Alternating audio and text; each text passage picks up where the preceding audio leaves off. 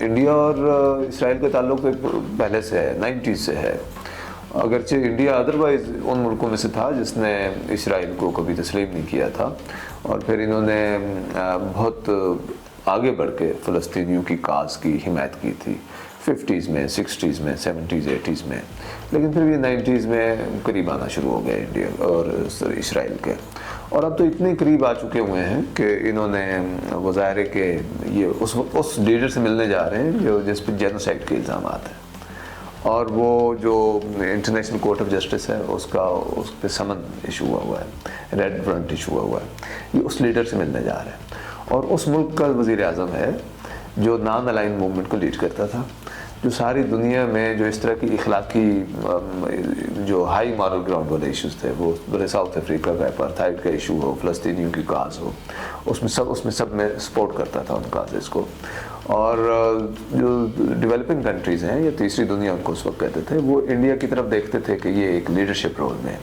اس وقت کے جو لیڈرز تھے اس میں نہرو، وہ سویکارنو انڈونیشیا سے،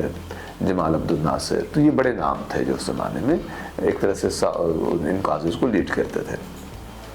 لیکن اب یہ سب تک ہو گیا ہے کہ ایک تو اس لیڈر کو پہلے انوائٹ کیا، وہ نہیں آیا پچھلے سال میں، لیکن اب اس سے ملنے جا رہے ہیں، اور صرف اتنی سی بات نہیں ہے بلکہ انہوں نے وہاں پہ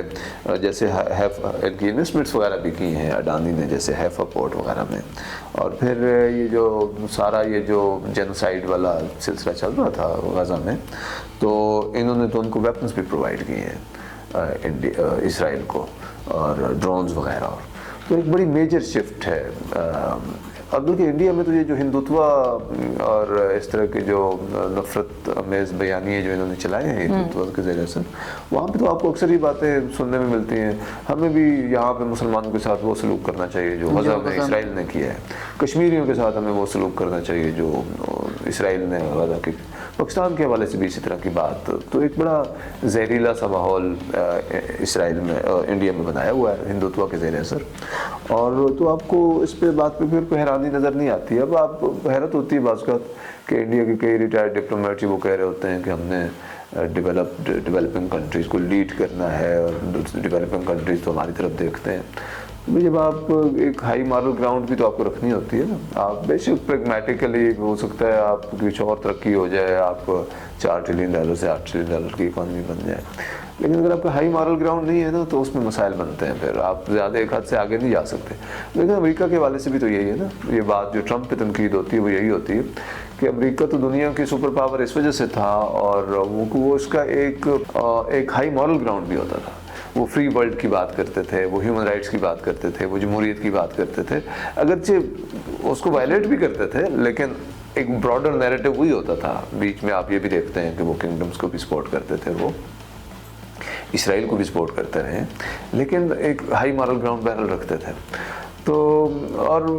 لیکن اس کی جو امریکہ کی جو پالیسی میں اس زمانے میں بھی جو کنٹرڈکشنز ہوتی تھی، اس کو انڈیا جیسے ملک اور پاکستان اور یہ کال آؤٹ بھی کرتے تھے کہ آپ دیکھیں ایک رویہ ایک جگہ پہ ہے، دوسری جگہ پہ دوسرا رویہ ہے،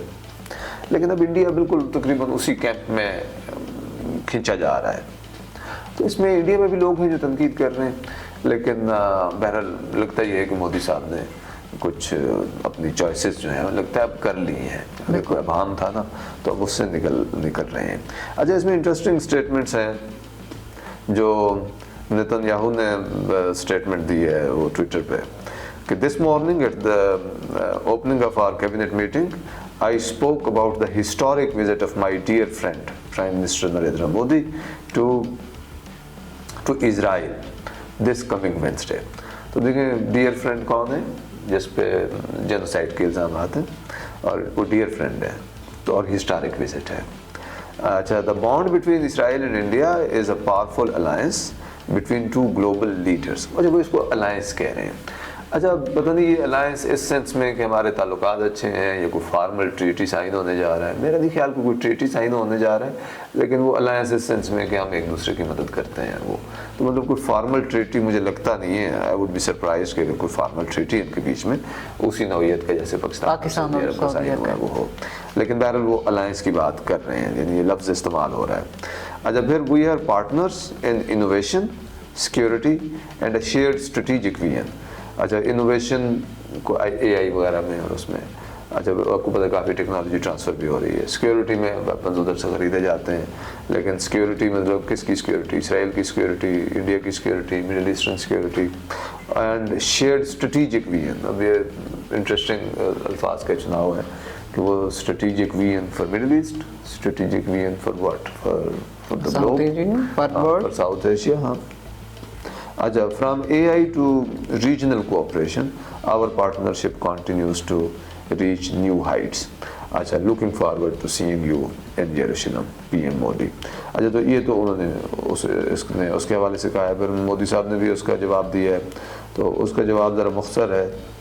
لیکن تھینک یو مائی فرینڈ. وہ بھی اس کو مائی فرینڈ ہی کہہ رہے ہیں, prime minister Nitin Yahoo. I fully agree with you on the bond between India and Israel as well as the diverse nature of our bilateral relations. India deeply values the enduring friendship with Israel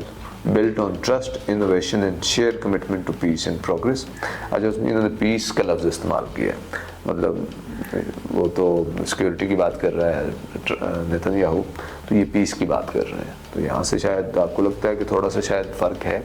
کہ یہ بات کریں گے کہ جو وہ strategic vision کی بات ہو رہی ہے تو مودی بہرحال دوستی اپنی جگہ پہ, لیکن شاید کچھ ڈائیورجنس یہاں سے نظر آتی ہے. اور پھر یہاں پہ انہوں نے الائنس کی لفظ استعمال نہیں کیا, تو یہ ایک طرح سے انٹرسٹنگ ہے. تو جو میں بات کر رہا تھا نا کہ نیتن یاہو الائنس کی بات کر رہے ہیں, نیتن یاہو کی شاید خواہش بھی ہوگی کہ الائنس ہو جائے, لیکن مودی الائنس میں جائیں گے, انڈیا جائے گا. میرا نہیں خیال یہ کسی بائنڈنگ ٹریٹی میں آئے گا, نہیں آئیں گے انڈینس. انڈیا کا پالیسی چونکہ ایک بڑی اسٹرانگ لیگیسی بہرحال نان الائنمنٹ کی ہے,